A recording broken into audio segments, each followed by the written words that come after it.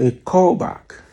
Documents show Jonathan government filed, withdrew criminal charges against Tinubu for submitting fake academic claims to INEC in 1999. Can you imagine? So the document that Jonathan filed to withdraw Tinubu's criminal charges for submitting fake academic record in 1999 has surfaced online. Meaning that in 1999, Tinubu submitted fake records, and people arose. I know Ganifaoimi, this Festus Keyamo, were among the people that challenged Tinubu's credentials that time and sent him to court, and were fighting and calling him all sort of names for submitting fake credentials. It's unfortunate that now the same Festus Keyamo is the one defending him.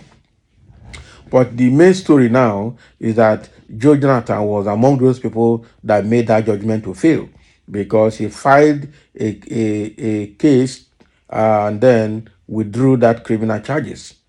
Okay, that was against Tinubu, which was a very bad one. So Jonathan probably is also could be among the people putting Nigeria where it is today. That is the truth.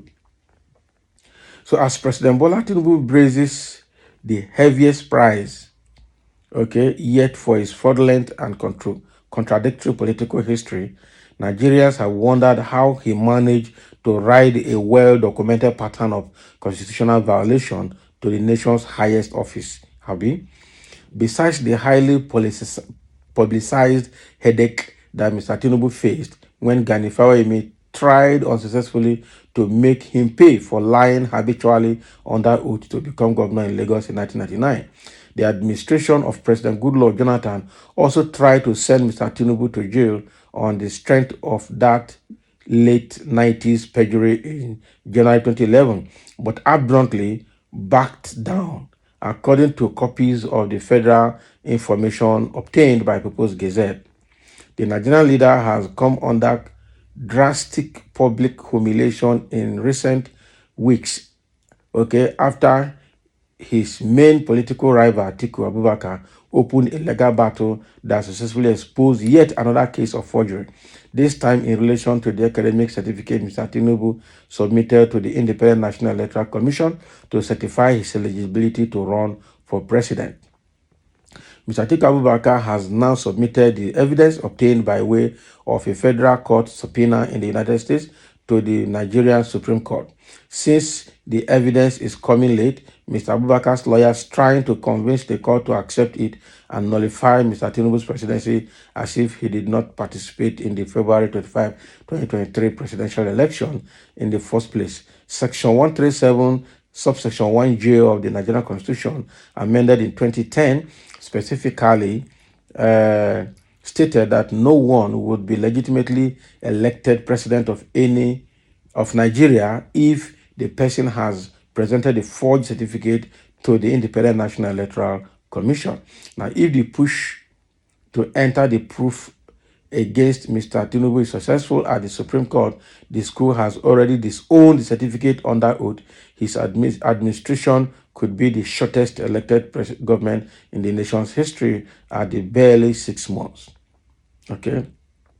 But questions are also rife as to whether it would even have occurred in the first place, considering how Mr. Tinubu's family background and professional career have been largely shrouded in secrecy, were not entirely found to be fabricated.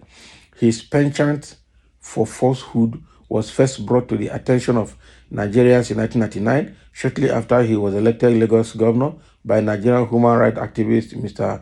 Gani Fawehinmi.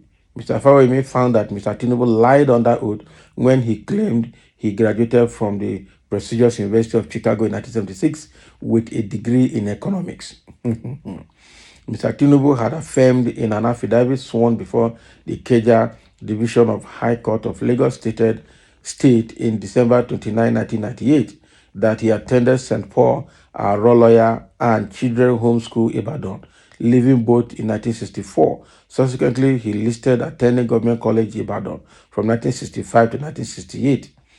As part of the affidavit, Mr. Tinubu said he attended Richard Daley College, Chicago from 1969 to 1971. He said he obtained a bachelor's degree in economics from the University of Chicago in the 1976, having been enrolled in 1972. Oh boy.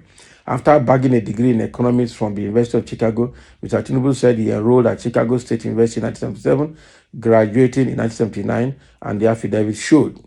So further in the affidavit, Mr. Tinubu said he became a certified public accountant in 1979. Subsequently, he worked as a financial consultant at Arthur Andersen, Deloitte, Haskins, and Sells until 1986. When he joined Mobile Oil Nigeria until 1992, he joined politics in 1992 and was elected senator for Lagos West on July 4, 1992. Mr. Fawehinmi promptly sought a criminal investigation of Mr. Tinubu by the police. By the time the dust was clear on the controversy, it was already established that Mr. Tinubu had lied under oath about his primary, secondary, and tertiary education. He was never anywhere close to being admitted, much less graduate from the University of Chicago, one of the best in the world. So he also lied about being a certified public accountant. Oh boy. So the only school Mr. Tinubu was able to hold on to was Chicago State University.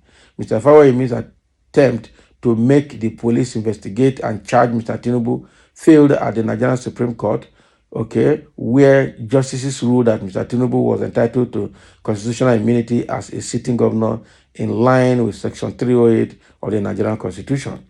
As part of the jubilation at the time, the GCI owed students, that Government College Ibadan Old Student Station, disowned Mr. Tinubu and cancelled a dinner schedule in his honor after it was discovered that he was never a student at the elite high school in the country's largest city. Still, the Supreme Court said an investigation into Mr. Tinubu could continue for potential criminal prosecution after he had left office, but he would not be arrested or even called in for questioning while in office. This is not intended to grant him immunity forever from full criminal investigation or any criminal proceedings in respect of any offense allegedly committed by him. The court said in the May 10, 2002 judgment of a 7-member panel, Mr. Tinubu left office as governor in 2007, but he was never charged for his crimes until 2011 when the case was quietly exhumed by former Attorney General Bello Adoke. Court filings obtained by the Gazette show that Mr. Jonathan filed the matter before the Abuja Division of the Federal High Court on January 12, 2011 at 1:27 p.m., accusing Mr. Tinubu of lying under oath to have attended Government College Ibadan between 1962 and 1965 in his INEC CF001 governorship form. Now, the 2-count indictment included an accusation that Mr. Tinubu made a false statement on oath to wit. Okay, you stated on the said form CF001 that you attended Government College Ibadan between 1962 and 1965, both dates inclusive, whereas in truth you did not attend the said school within the stated period, and you thereby committed an offense contrary to and punishable under Section 191 of the Criminal Code, Cap 77, laws of the Federal Republic of Nigeria 1990s, as retained in Section 191 Cap C38 of the laws of the Federal Republic of Nigeria 2004.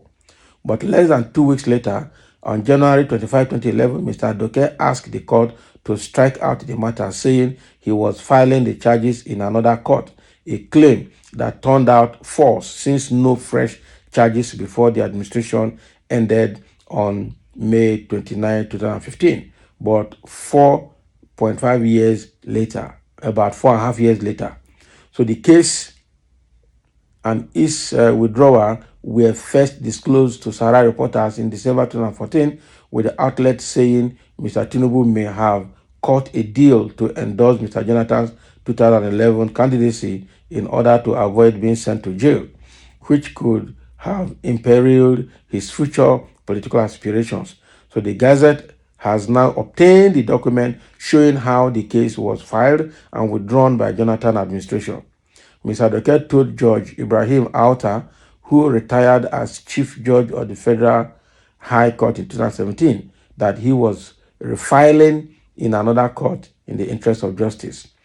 So when reached by the Gazette about why he let Mr. Tinubu walk, Mr. Doke initially categorically denied that any charges were filed, saying, "I can confirm to you very categorically that no such filing ever took place." Can you imagine? But when informed of the specifics of the court document, Mr. Doke said the charges were withdrawn because he did not authorize them to be filed in the first place. The instructions of, if any, did not emanate from me, he said, hence the withdrawal. So he also insisted that Mr. Jonathan did not approve the case to be filed, saying he hoped his response would sufficiently lay the matter to rest. For the avoidance of doubt, President Jonathan never authorized me to file charges against President Tinubu, and neither did I authorize him. So the former Attorney General said, "I hope this clarifies it all. Thank you." Despite being lifelong political advisors, Mr. Tinubu suddenly backed Mr. Jonathan for the presidency in 2011, effectively throwing his own party's candidate Nuhu Ribadu under the bus. Why Mr. Tinubu backed Mr. Jonathan in that election, was never publicly explained by either of them. Spokespersons for Messrs. Jonathan and Tinubu did not return our queries on 2011 charges. As Mr. Tinubu's falsehood grips the country again, as Mr. Tinubu's falsehood grips the country again, his aides and supporters have launched a tirade against Mr. Abubakar, arguing Mr. Tinubu could manufacture a CSU certificate, which they dubbed a ceremonial document using a purported third-party vendor, even if such imaginary vendor was not licensed by CSU to do so. Oh boy, this is a very serious matter, I tell you. So with all of these, it is obvious that, Tinubu has been narrowly escaping all of these criminal charges right from 1992. Up till now, he has been escaping, and the country is still wondering, how slippery is this man? They say he's a master planner, he's a strategist, but he's notoriously strategizing. So all this one, they have all the charges against him, and this man is still moving around. He should have been in jail a long time ago, I tell you. Now, wow. So somebody is saying, "Law, plenty great men and women, but we keep choosing the dumbest or criminal-minded ones in vital position. I wonder how you expect Nigeria to grow with this type of characters anyways. Tinubu's time under the sun has come. Just like every man will have his day under the sun too." Exactly. So Tinubu has managed to slip through all these years, but this time has come. He might not escape this all along. Somebody say you're a fool for calling Tinubu dumbest when the university he went to said it was true he attended the university. Can you imagine? This is a narrative that just creating. He attended university. What did he graduate with? That is the truth. So somebody says that is why CSU registrar, after looking at the level of Tinubu's forgery, said forgery is a Nigerian thing. You will see non-entities defending this world embarrassment of Nigeria, and it is docile citizens. And it's docile citizens, exactly. That's why the registrar said, it's a Nigerian thing to forge certificates. Christ, look at the name. And somebody is still at this point, still defending Tinubu with all the criminal charges on him. What a shame. And somebody said, the registrar said this, the problem with most of you is that American English was not clear to most of you. Can you imagine? Who told you? Now, wow. As far as I'm concerned, I have lost hope in this country called Nigeria. Option A1, Japa back to Eastern land, and Igbo. It's only the entities and foolish people who will still have mind to defend national embarrassment because of tribalism, foolish bigots. That is the truth. Propagandists. That is what they are. Criminals from the pit of hell. This is how you people have destroyed Nigeria with your fake certificates. Imagine you are still defending these obvious lies of Mr. Tinubu. Shame on you and your tribe. And that is it. Everybody, military, come, please come. This is the time to redeem this great country from the hands of zookeepers. Not be smart, you know. For how zookeepers who see the country as a zoo, open your eyes. So now people are still wanting military to come to, because that is the only way we can correct the situation and move on. So thank you for listening, and let's have your comment. The truth remains that Tinubu kept us sleeping through criminal charges till date.